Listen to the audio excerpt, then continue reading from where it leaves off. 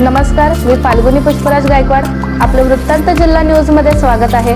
पाहूया शहरातील ताज्या घडामोडी. मॅडम, आपले पक्षाचे संबंध चांगले असताना देखील आपण अपक्ष म्हणून उमेदवारी दाखल केलेली आहे. निवडणूक लढवत या संदर्भात काय सांगाल?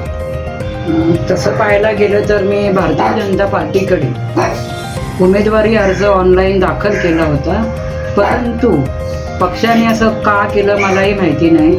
बाहेरच्या प्रभागातील 18 विभागातील महिला आमच्या विभागात दिली, जेणेकरून त्यांना कोणीही ओळखत नाही. त्यांनी मागच्या वेळेस निवडणूक लढवलेली होती, पण 5 वर्षात नागरिकांना पुन्हा त्या कधीच दिसल्या नाही. अशा व्यक्तीला उमेदवारी भारतीय जनता पार्टीमध्ये. तसंच मी शिवसेना ह्या पक्षासाठी पण 5 वर्ष खूप कामं केली.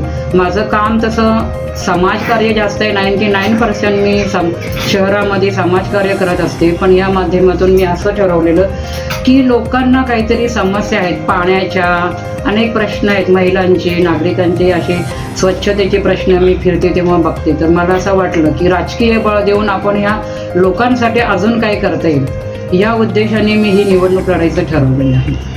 तसं पाहायला गेलं तर शिवसेना पक्षाच्या माध्यमातून मी 5 वर्ष आमच्या विभागात इतकी कामं केली की शहरात माझं नाव झालेलं आहे.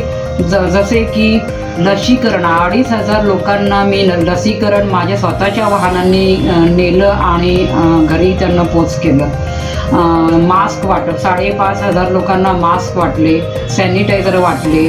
जिथे जिथे पेशंट मिळेल त्या प्रत्येक पेशंटला मी स्वतः हॉस्पिटलमध्ये घेऊन जायची, त्यांना औषधं द्यायची, त्यांची बिल्डिंग सॅनिटाईज करणं.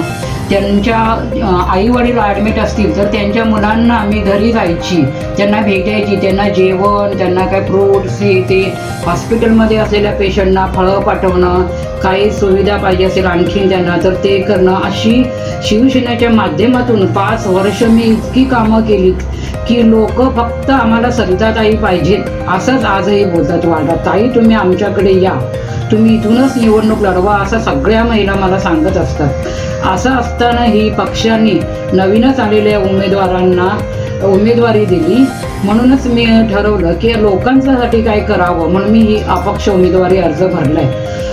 शहरामध्ये प्रत्येक महिला मंडळं, भजनी मंडळं मला उत्स्फूर्तपणे साथ देतात, कारण मी प्रत्येक वेळी माझा सामाजिक दृष्टिकोन ठेवून त्यांना मदत केलेली आहे. सगळ्या महिला मला स्वागत यात्रेसाठी इतक्या उत्स्फूर्तपणे साथ दिली की माझी स्वागत यात्रा डोंबिवलीसारखी झाली. हे माझं स्वप्न पण होतं आणि मी ते करून दाखवलं सातत्यात. असा हा महिलांचा सपोर्ट मला अंबरनाथ शहरामधून आहे. मतदान जनजागृतीसाठी आपण काय संदेश देऊ इच्छिता? माझा हा प्रभाग पाहिला तर इथे 100% सुशिक्षित वर्ग आहेत. अनेक व्यापारी संघटना आहेत, त्यांचे सगळ्यांशी माझे सलोख्याचे संबंध आहेत आणि इथे सुज्ञ नागरिक आहेत. ते व्यक्ती बघूनच यावेळेस मतदान करतील आणि मी त्यांना आवाहन करेन का आपण मतदानाला जा आणि चांगली व्यक्ती निवडून आणा, इतकंच मी त्यांना सांगेन. शहरातील घडामोडी व ताज्या बातम्या पाहण्यासाठी वृत्तांत जिल्हा न्यूज चॅनलला सबस्क्राईब करा व बेल आयकॉनला प्रेस करा.